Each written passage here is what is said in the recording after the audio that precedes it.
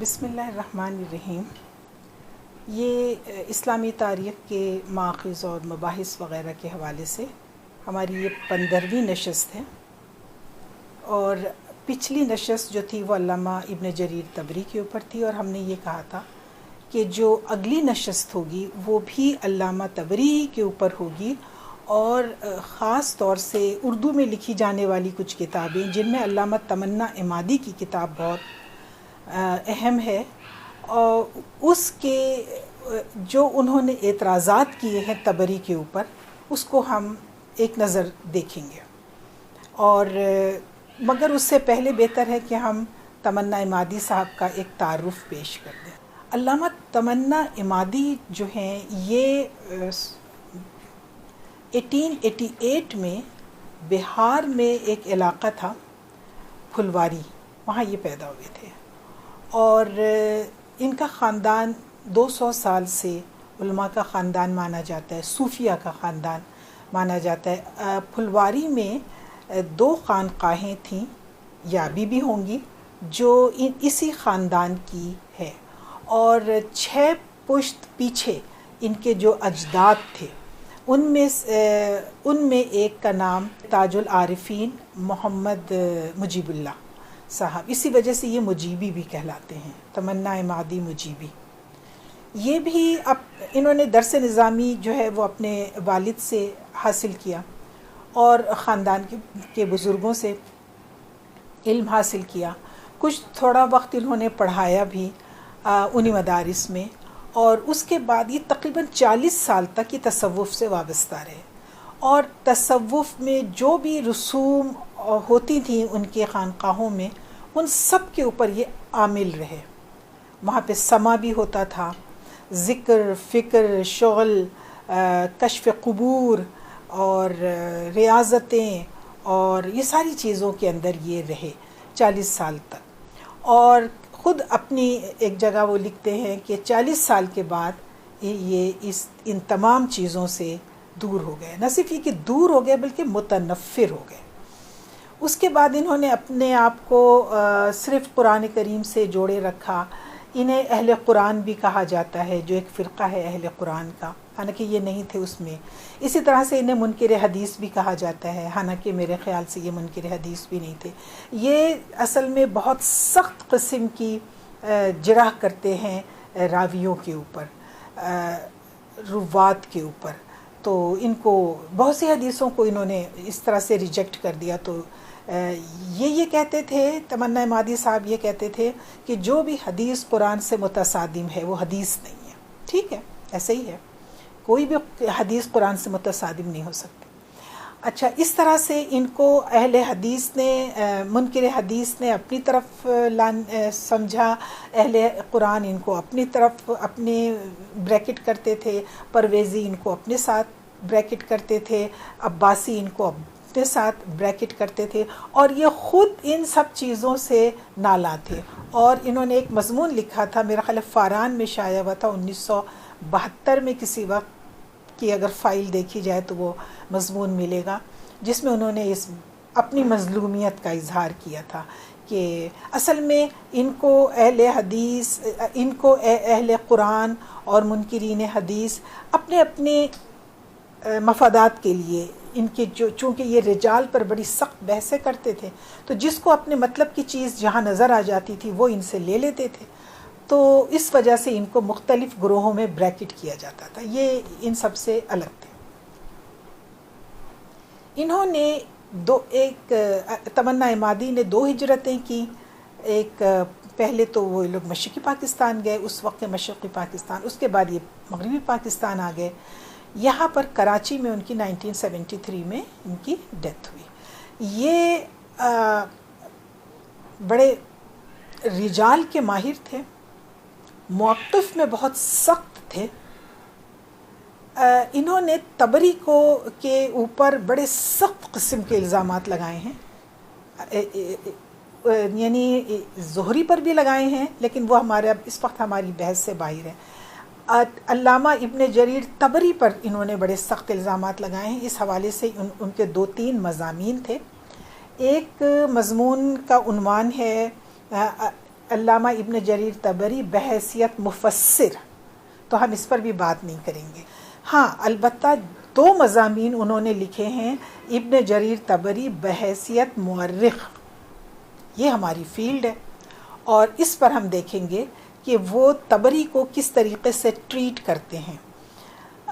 طبری، علامہ طبری کے اوپر جو انہوں نے مضامین لکھے تھے، یہ 2 مضامین، یہ پہلے تو البیان امرتسر میں شائع ہوئے، اس کے بعد اس کو ایک کتابی شکل میں جب کچھ مضامین اکٹھے کیے گئے تو اس کتاب کے اندر بھی ان کا یہ دونوں مضامین ان کے یہ شامل ہیں.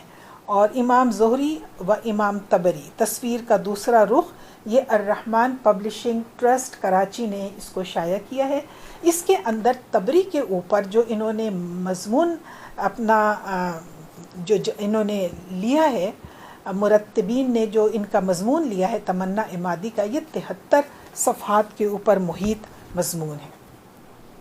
مضمون آپ پڑھیں گے تو بالکل بے ربط، کوئی تسلسل نہیں، کسی قسم کی کوئی درجہ بندی نہیں، کسی قسم کا کوئی آرگنائزیشن نہیں. ایسا معلوم ہوتا ہے جیسے بڑے غصے میں لکھا گیا ہے اور بڑے مناظرانہ انداز میں لکھا گیا ہے. انداز علمی نہیں ہے، مناظرانہ ہے، اور وہ آپ کو جگہ جگہ نظر آتا ہے اگر آپ یہ 73 صفحے پڑھنے کا حوصلہ کر لیں تو. اچھا، اس کے اندر ہم دیکھتے بڑی بڑی قباحتیں ہیں ان کے اس مضمون میں.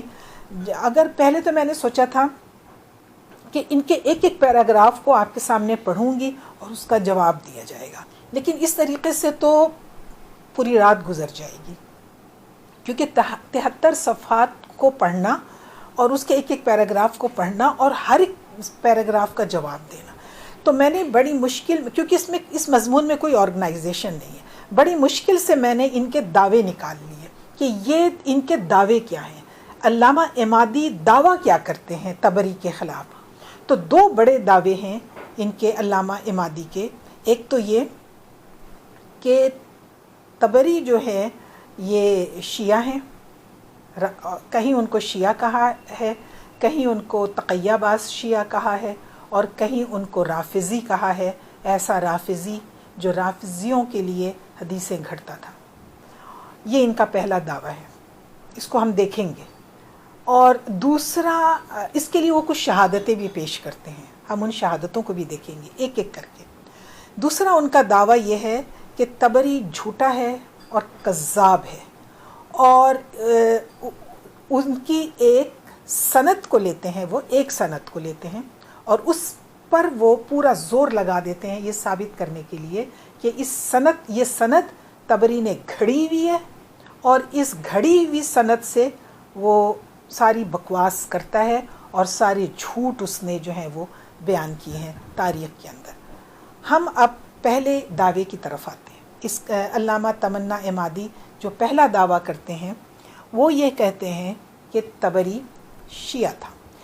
ابتدا میں لکھتے ہیں کہ طبری متقدم شیعہ تھا، تھوڑے آگے جاتے ہیں 5-7 صفحات کے بعد وہ کہتے ہیں تقیہ باز شیعہ تھا، تھوڑا اور آگے جاتے ہیں تو کہتے ہیں پکا رافضی تھا.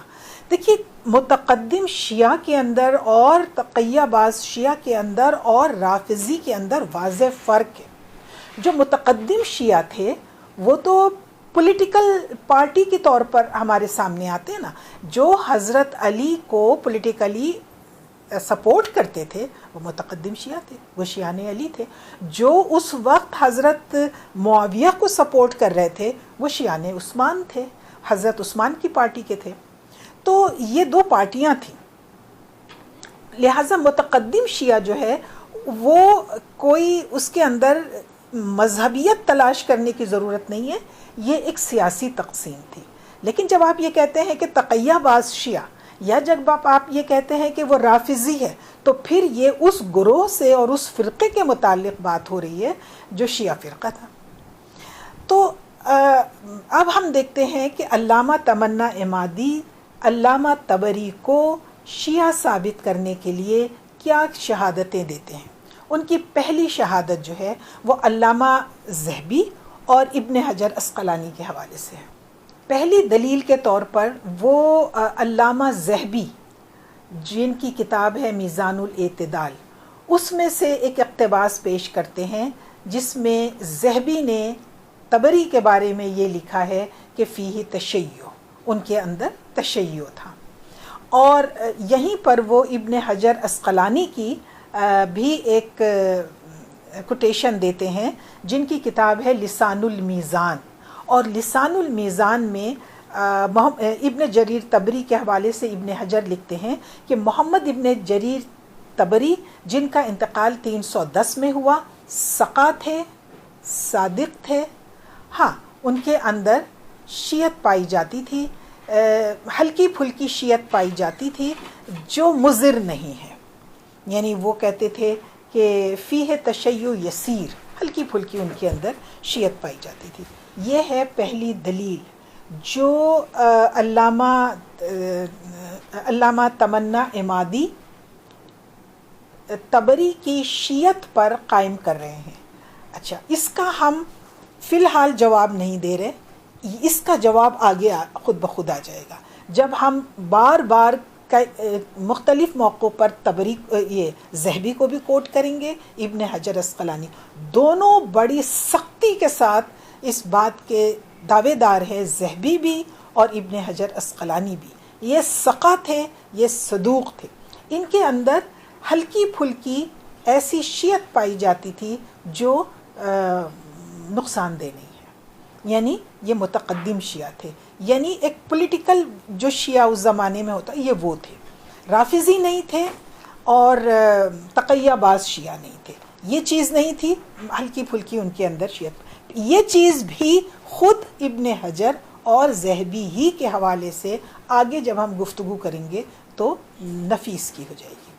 دوسری دلیل کے طور پر تمنا عمادی یہ کہتے ہیں کہ طبری کے ایک بھانجے تھے جو عامل تبرستان میں رہتے تھے جہاں یہ خود پیدا ہوئے تھے. ان کا نام ہے ابو بکر محمد بن عباس الخوارزمی. طبری کے جو یہ بھانجے تھے ان کا انتقال ہوتا ہے 382 ہجری میں. ان کا ایک شعر ہے، 2 اشعار ہیں. یہ پیش کرتے ہیں تمنا عمادی اور یہ کہتے ہیں کہ دیکھیں اس میں ان کے بھانجے نے بتایا ہے کہ یہ رافضی تھے. وہ شعر کیا ہے وہ آپ اسکرین پر دیکھ لیجئے، میں آپ کو اس کا ترجمہ بتاتی ہوں. بے عامل مولیدی و بنو جریر لأخوالی و یحکی المرء خالی فبیہا انا رافضی عن تراسی و غیر رافضی عن کلالی. یعنی عامل میں میری پیدائش ہے اور جریر کے بیٹے یعنی طبری کے والد کو کہہ رہے ہیں، جریر کے بیٹے میرے ماموں ہیں اور ہر شخص اپنے ماموں کے مشابہ ہوتا ہے. فبہا انا رافضی عن تراسی، تو سن لو کہ میں وراثتاً رافضی ہوں اور میرے سوا جو رافضی ہے وہ دور کے تعلق سے رافضی ہے. یہ شعر جو ہے یہ یاقوت حموی نے اپنی کتاب موجم الادبا میں بیان کیا ہے، جہاں وہ اس شعر کو بیان کرتے ہیں. جب وہ طبری کا تذکرہ کرتے ہیں تو ان کے بھانجے کا یہ شعر بھی بیان کرتے ہیں، لیکن اس شعر کو وہ طبری کی شیعت کی حجت کے لیے استعمال نہیں کرتے، بلکہ وہ یہ شعر بیان کرنے کے بعد کہتے ہیں کہ خوارزمی جھوٹا ہے. خوارزمی یعنی طبری کا بھانجا یہ جھوٹا ہے اور طبری ہرگز شیعہ نہیں تھے. یہ کہتے ہیں یاقوت حموی. اس کے تذکرے میں البتہ یہ بیان کر دیتے ہیں یہ شعر تمنا عمادی وہاں سے اٹھا کے لاتے ہیں اور طبری کی شیعت کی حجت کے طور پر پیش کرتے ہیں اور یہ کہتے ہیں کہ ایک بھانجے سے زیادہ ماموں کے بارے میں، ماموں کے کچا چھٹا ایک بھانجے سے زیادہ کون جان سکتا ہے.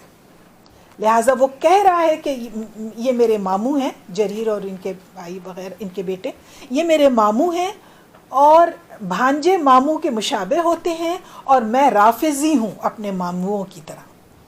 اچھا، یہ لے کر آتے ہیں دلیل تمنا عمادی. اب آپ مجھ سے اس کا جواب سن لیجئے. اس کے لیے تھوڑا سا آپ کو ہسٹوریکل پرسپیکٹیو آپ کے ذہن میں ہونا چاہیے. دیکھیے طبری جس زمانے میں بغداد میں تھے انہوں نے اپنی زندگی کے آخری 32-35 سال بغداد میں گزارے. اس زمانے میں بغداد میں حنبلیوں کا بڑا زور تھا. تھوڑا عرصہ پہلے ہی معتزلہ کی جو فتنہ ایک طرح سے اٹھا تھا، اس کا جو مقابلہ کیا تھا وہ کیا تھا حنبلیوں نے. امام احمد ابن حنبل نے بڑی محنت سے گزرے تھے، آزمائشوں سے گزرے تھے، قید و بند وغیرہ.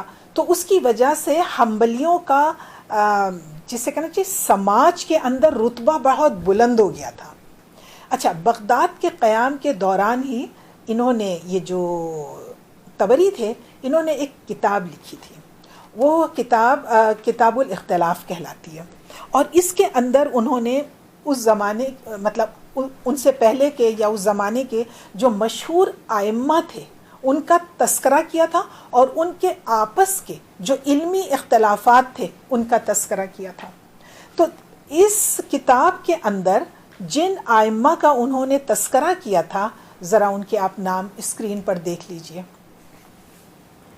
امام مالک مدینے سے جن کا تعلق تھا، امام اوزائی شام کے، سفیان ثوری کوفہ والے، امام شافعی مصر کے، امام ابو حنیفہ کوفہ کے، ابو یوسف کوفہ کے، محمد بن حسن شیبانی کوفہ کے، ابو نصر ابراہیم بن خالد الکلبی.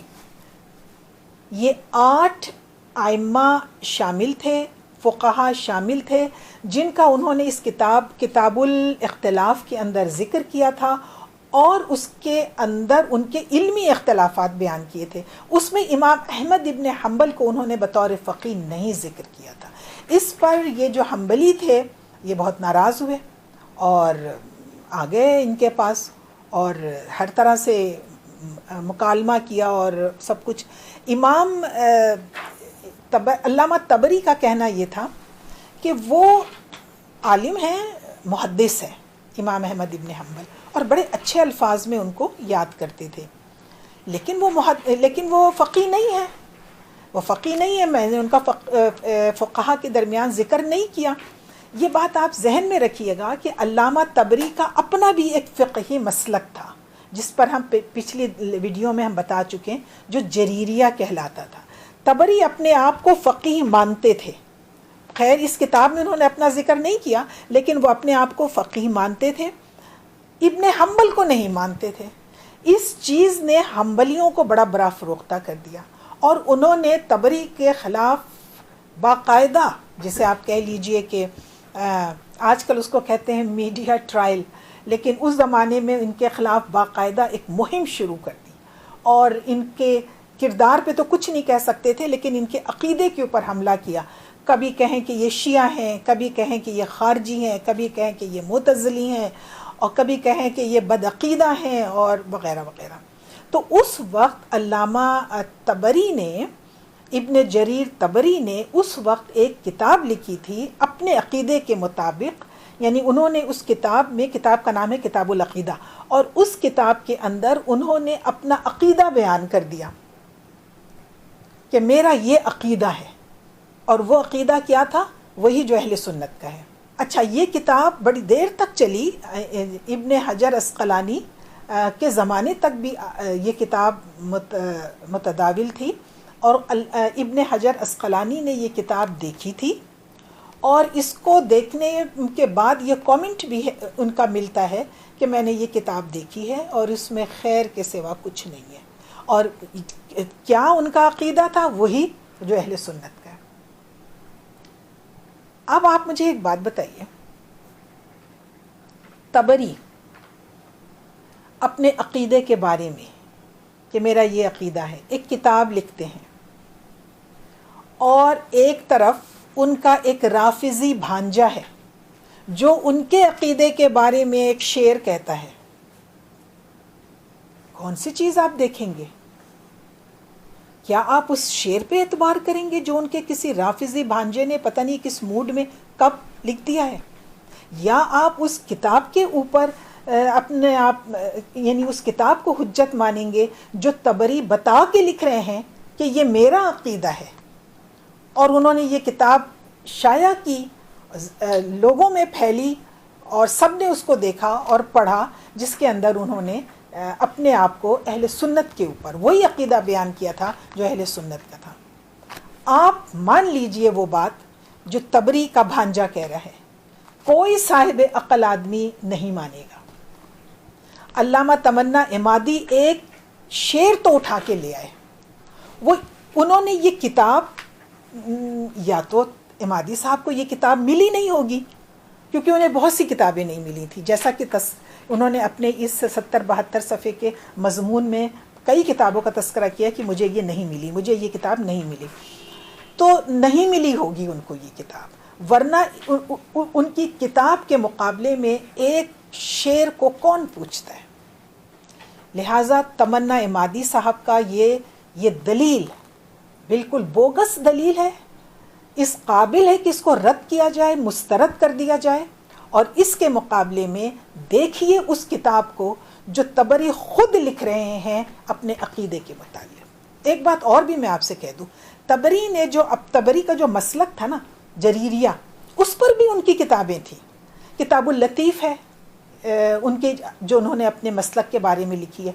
پھر علامہ طبری کے جو شاگرد تھے، احمد کامل اور یہ اس قسم کے دسیوں ان کے شاگرد تھے جو ان کے مذہب پر تھے، ان کے مسلک پر تھے، مسلک جریریہ پر تھے، اور انہوں نے مسلک جریریہ کے بارے میں کتابیں لکھی تھیں۔ کہیں پر بھی تشیع نہیں ہے، کہیں پر بھی چٹکی بھر تشیع نہیں ہے، تو کس بات کو آپ مانیں گے؟ ایک رافضی بھانجے کے شعر کو مانیں گے؟ ہم تو نہیں مانیں گے، ہم تو اس کتاب کو مانیں گے جو طبری نے لکھی اپنے عقیدے کے بارے میں، اور ان کتابوں کو مانیں گے جو طبری نے اپنے مسلک کے اوپر لکھی، اور وہ کہیں سے بھی شیعہ ثابت نہیں ہوتے۔ ہم نے دوسری دلیل کا آپ کو جواب دے دیا ہے۔ اب آ جائیے علامہ عمادی کی تیسری دلیل کے اوپر، جو وہ شیعہ ثابت کرنے کے لیے، طبری کو شیعہ ثابت کرنے کے لیے دیتے ہیں۔ تیسری دلیل علامہ عمادی جو لے کر آتے ہیں وہ ان کی اپنی قائم کی ہوئی نہیں ہے، بلکہ شیعہ علماء ہیں ان کی قائم کی ہوئی ایک دلیل کو لے کر آتے ہیں اور کہتے ہیں کہ یہ علامہ طبری کی شیعت کے لیے ایک بہت زبردست شہادت ہے۔ اب آپ اس زبردست شہادت کو دیکھیے، یہ جو علامہ عمادی نے یہ شہادت دی ہے، یہ ایک شیعہ فن رجال کے ماہر ہیں، امام قانی، اور ان کی کتاب ہے تنقیح المقال۔ انہوں نے صاحب روضات الجنات سے لے کر اپنی کتاب میں لکھا، اور تنقیح المقال سے لے کر کے عمادی لے کر آئے۔ تو یہ اصل میں اعتراض جو ہے یہ کس کا ہے؟ صاحب روضات الجنات کا۔ وہ کہتے ہیں، وہ 3 دلیلیں دیتے ہیں کہ طبری شیعہ تھے۔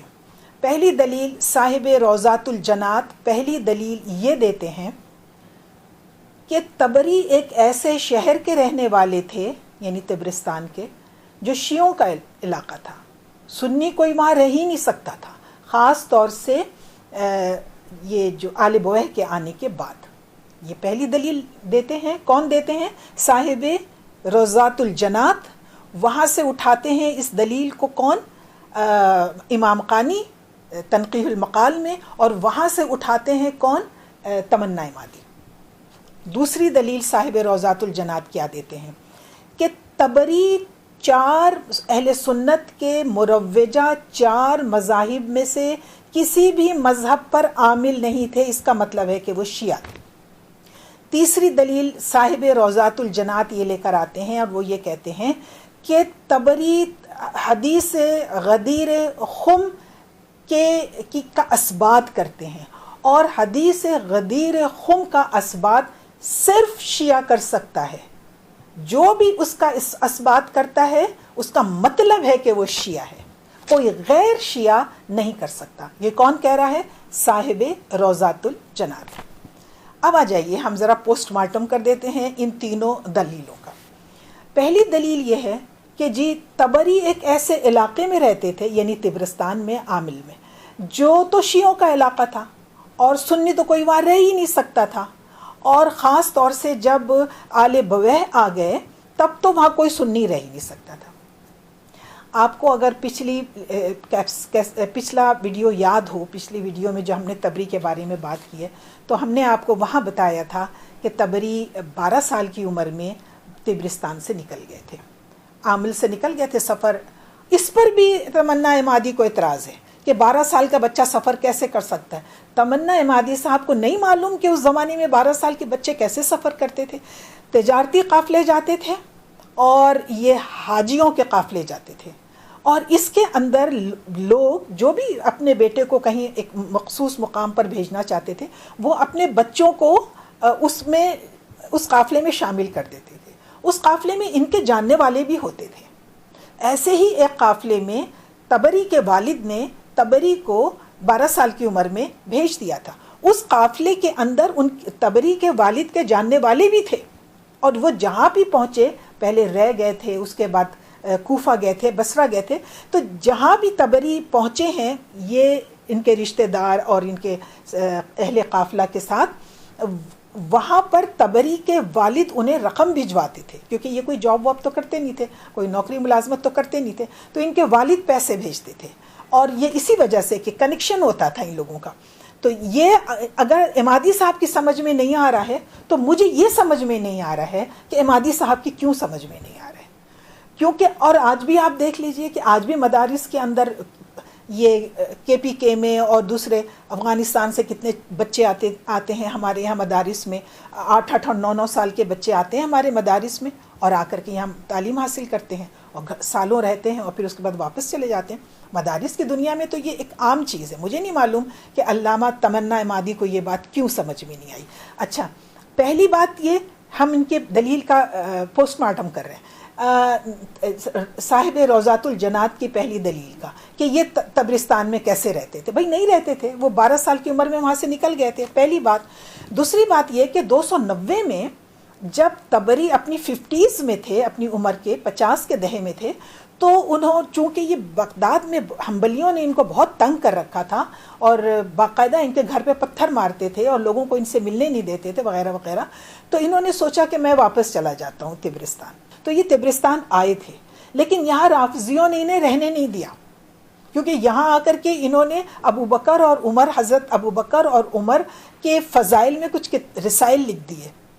تو وہ لوگ تو انہوں نے تو یعنی باقاعدہ پلان بنا لیا تھا کہ انہیں مار دیا جائے گا. ان کے ایک دوست نے انہیں بتا دیا اور یہ بھاگے ہیں وہاں سے طبرستان سے، اور اس دوست کو مگر پکڑ لیا گیا اور بیچارے کو کوڑوں کی سزا ملی، تو کہ تم نے کیوں بھگا دیا ان کو، اور یہ واپس بھاگ کر کے بغداد آ گئے.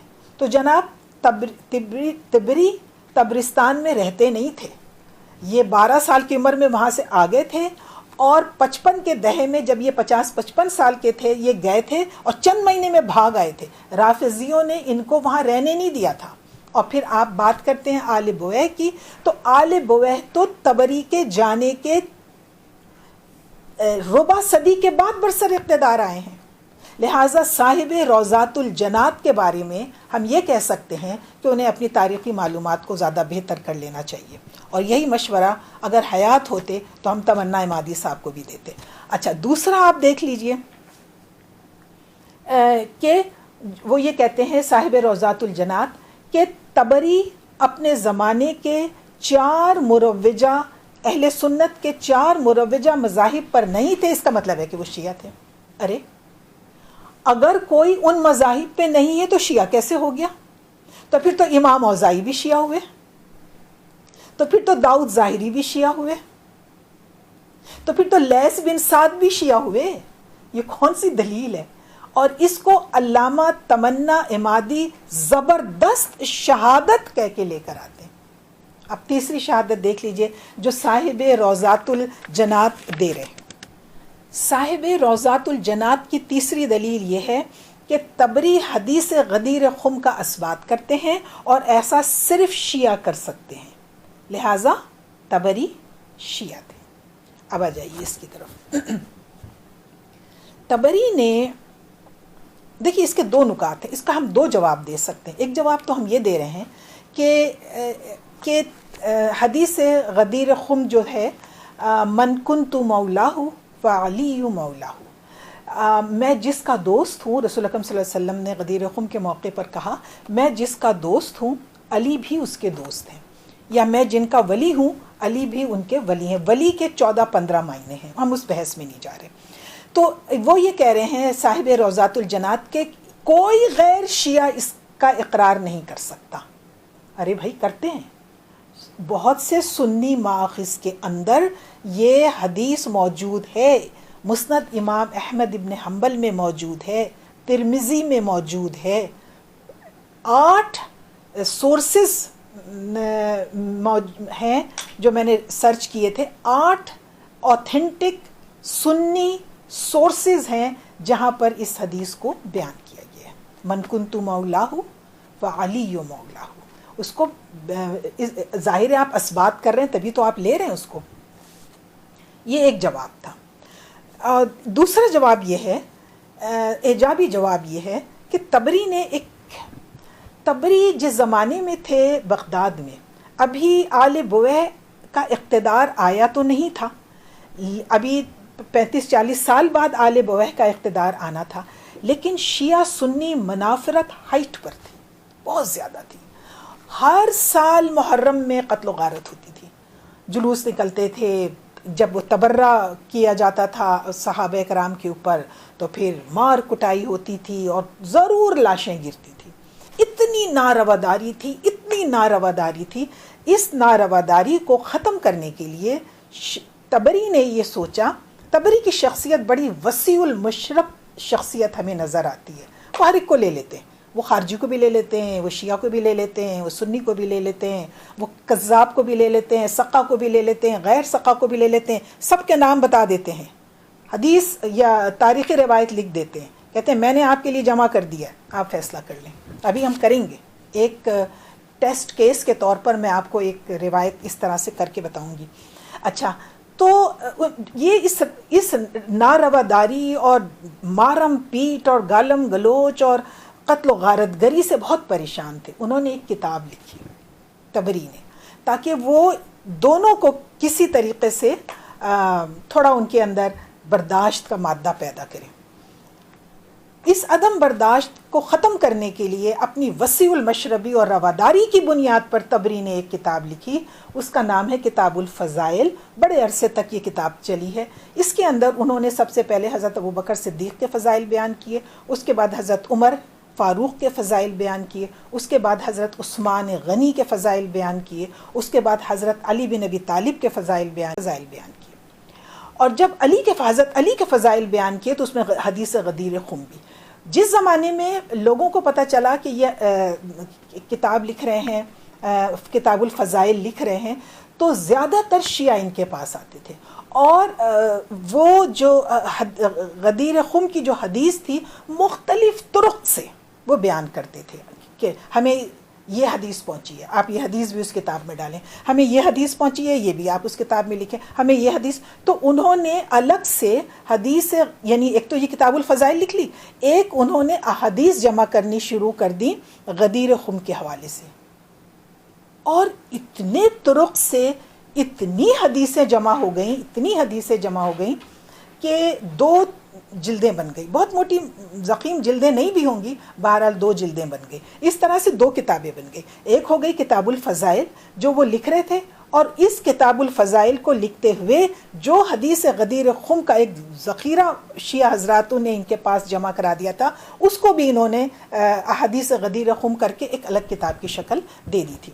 اس کو ایک مستشرق ہے، ابھی اس وقت نام میرے ذہن سے نکل رہا ہے، اس کا تذکرہ فرانز روزنتھال نے کیا ہے۔ تو انہوں نے یہ جو حدیث غدیر خم والی کتاب ہے، اس کے اوپر ان کا کوئی ریسرچ پیپر ہے، وہ صاحب ہیں کہاں کے مجھے اس وقت ذہن میں نہیں آ رہا، میں اگر مجھے یاد آ گیا تو میں کامنٹ میں ان کا نام دے دوں گی۔ انہوں نے اس کتاب کا مطالعہ کیا، اور اس میں انہوں نے کہا کہ یہ اسی پیٹرن پر لکھی گئی ہے جس پیٹرن پر تاریخ تبری لکھی گئی ہے، یعنی سقہ غیر سقہ، مستند غیر مستند سب جمع کر دیا۔ تو حدیث غدیر خم جس نے ان سے جو بیان کی، جس طرق سے بیان کی، انہوں نے اس کو جمع کر دیا ہے، مطلب وہ جمع نقل کا کام ہے، جیسے تاریخ تبری انہوں نے نقل کر دی ہے۔ اور اس کے بعد وہ پیچھے ہٹ گئے. اسی طریقے سے اس کو نقل کر دیا ہے جس میں ہر طرح کی حدیثیں ہیں اور حکم لگانے کے بجائے وہ پیچھے ہٹ گئے. تو ایسی کتاب سے آپ کیسے یہ ثابت کر سکتے ہیں کہ وہ حدیث غدیر خم کا اثبات کرتے ہیں اور جو اثبات کر رہا ہے وہ ضرور ہی شیعہ ہے, غیر شیعہ ایسا نہیں کر سکتے. اگر اثبات بھی کر رہے ہیں فرض کر لیجئے تب بھی ہم انہیں شیعہ نہیں کہہ سکتے, کیونکہ بہت سے سنی من کنت مولاہ فعلی مولاہ کو مانتے ہیں کہ یہ بھئی ایک تھا, یہ حدیث تھی ایک. ہم مسترد کرتے ہیں صاحب روضات الجنات کا یہ کہنا کہ جو اس حدیث کو مانتا ہے وہ لازماً شیعہ ہے, لہٰذا طبری شیعہ ہے, ہم اس کو مسترد کرتے ہیں. اب دیکھ لیجئے علامہ تمنا عمادی کی چوتھی دلیل, جو اس کو بھی وہ کہتے ہیں کہ زبردست دلیل ہے. وہ زبردست دلیل آپ دیکھ لیجئے, پھر اس پر ہمارے جواب دیکھ لیجئے گا. دلیل یہ لے کر آتے ہیں تمنا عمادی صاحب کہ طبری نے ایک کتاب لکھی تھی, کتاب کا نام تھا المسترشد, اور اس میں انہوں نے شیعوں کا جو عقیدہ امامت ہے, امامت کو منصوص من اللہ ثابت کیا ہے. اچھا, اب ہم آتے ہیں اس دلیل کی طرف جو علامہ عمادی لے کر کے آئے. دیکھیے اس میں اگر آپ ابن الندیم کو دیکھیں گے تو جو کتابوں کی لسٹ دی ہے, یہ طبری کی جو کتابوں کی لسٹ دی ہے اس میں ایک کتاب موجود ہے جس کا نام ہے المسترشد, لیکن یہ جو ابن الندیم ہیں ان کو یہ کتاب ملی نہیں تھی, لہٰذا المسترشد کے بارے میں وہ ایک جملہ بھی نہیں لکھتے. عموماً ابن الندیم کیا کرتے ہیں کہ وہ کتاب کا نام لکھتے ہیں اور تھوڑا سا ڈسکرپشن دے دیتے ہیں کہ یہ کتاب اس موضوع پر ہے اور فلاں نے یہ دیکھی تھی یا میں نے دیکھی تھی وغیرہ وغیرہ. وہ صرف کتاب المسترشد لکھتے ہیں اور ڈیش ڈیش ڈیش, اس کے آگے وہ کچھ نہیں لکھتے. اس کا مطلب یہ ہے کہ کتاب المسترشد ان کو نہیں ملی تھی, انہوں نے سنا ہوگا اور سن کر کے انہوں نے یہ لکھ دیا ہوگا. اچھا, یہ کتاب 8ویں صدی ہجری میں تک تھی المسترشد, اور اس کو کئیوں نے دیکھا تھا, اور اس کو ابن حجر اسقلانی نے بھی دیکھا تھا. اور ابن حجر اسقلانی یہ کہتے ہیں کہ یہ جو کتاب المسترشد ہے, یہ ہمارا جو مورخ طبری ہے یہ اس کی نہیں ہے, بلکہ یہ ایک شیعہ عالم ہے جس کی 2 کتابیں اور بھی ہیں. اس کا نام بھی محمد ابن جریر ہے اور وہ بھی طبرستان کا ہے. یہ دوسرا جو طبری ہے یہ اس کی ہے, اور لوگوں کو مغالطہ ہوا ہے, اور اس مغالطے کی وجہ سے اس کو طبری کے کھاتے میں ڈال دیا گیا, ہمارے طبری کے کھاتے میں ڈال دیا گیا. اچھا, اب اس بات کو عمادی نہیں مانتے. عمادی کہتے ہیں, تمنا عمادی کہتے ہیں یہ سب شیعوں کے گھڑے ہوئے اور کیے گئے سارے تماشے ہیں. وہ ایک طبری, کوئی کہتا ہے 2 طبری, کوئی کہتا ہے 3 طبری.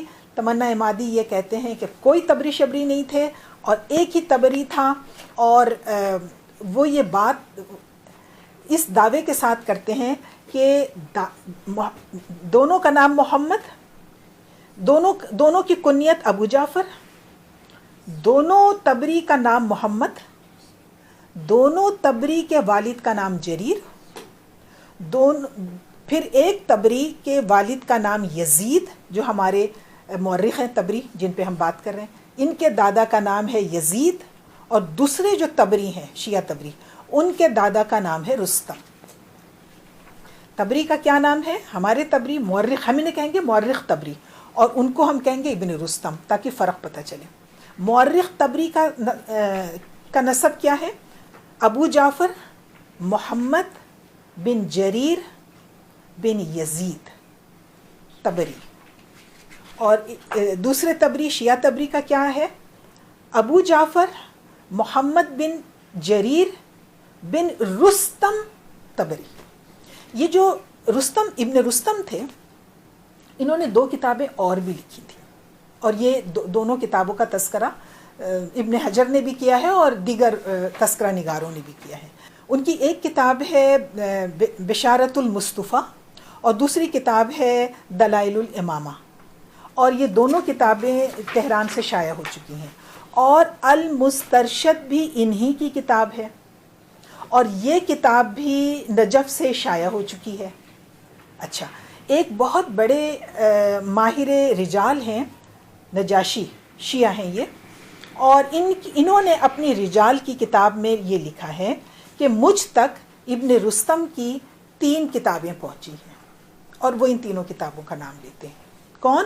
نجاشی، جو بہت بڑے ماہر فن ہیں شیعوں کے، اور وہ اس کو ہمارے مورخ طبری کی کتاب نہیں بتاتے بلکہ وہ ابن رستم کی کتاب بتاتے ہیں. یہ ایک ہمارے پاس شہادت ہے کہ یہ ابن رستم کی کتاب تھی، اور ابن حجر اسقلانی بتاتے ہیں کہ یہ ابن رستم کی کتاب تھی، اور مزید 2 کتابوں کا بھی تذکرہ کرتے ہیں. اس کے بعد جتنوں نے اس کے اوپر ریسرچ کی ہے وہ سب نے یہ بات کی ہے. کچھ نے تو یہ کہا ہے کہ یہ ابن رستم کی کتاب ہے، اور کچھ نے اور طبری کا نام لیا، یعنی دیگر طبری کا بھی نام لیا ہے، یعنی تیسرا بھی ایک طبری ہے جس کا نام لیا گیا ہے. ان سارے گنجلک مسائل کا مطلب کیا ہے؟ مطلب یہ ہے کہ یہ کتاب ہمارے مورخ طبری کی نہیں ہے. آپ جب طبری کا تذکرہ پڑھیں گے تو آپ ان کی کتابوں کی لسٹ میں المسترشد کا نام دیکھیں گے، اور یہ نام غلط فہمی میں ایک طبری کی وجہ سے دوسری طبری کا ادھر آ گیا ہے.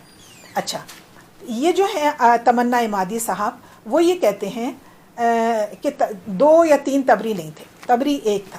دلیل، اور وہ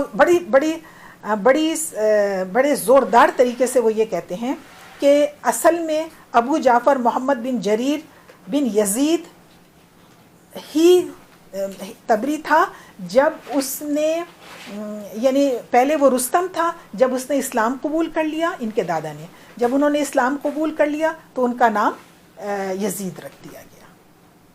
تب وہ ایک ہے. اچھا ٹھیک ہے، ہم مان لیتے ہیں آپ کے پاس اس کا حوالہ کیا ہے. تمنا عمادی کوئی حوالہ نہیں دیتے.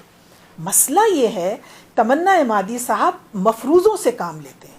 انہوں نے جگہ جگہ مفروضات قائم کیے ہیں. سوال پوچھا جا سکتا ہے کہ کیا ایک عالم یا کیا ایک مورخ مفروضہ قائم نہیں کر سکتا؟ کر سکتا ہے، مفروضہ کر سکتا ہے. ہم جب اپنی تحقیقات شروع کرتے ہیں تو کیا کرتے ہیں؟ ہائپوتھیسس تو دیتے ہیں، ایک مفروضہ ہی تو دیتے ہیں، اور پھر اس کے بعد ہم اپنی ریسرچ شروع کرتے ہیں. تو ایک محقق جو ہے وہ مفروضہ قائم کر سکتا ہے، لیکن مفروضے پہ مفروضہ اور پھر اس مفروضے پہ مفروضہ، اس طرح سے مفروضے کی عمارت بناتے ہوئے آپ آگے نہیں بڑھ سکتے.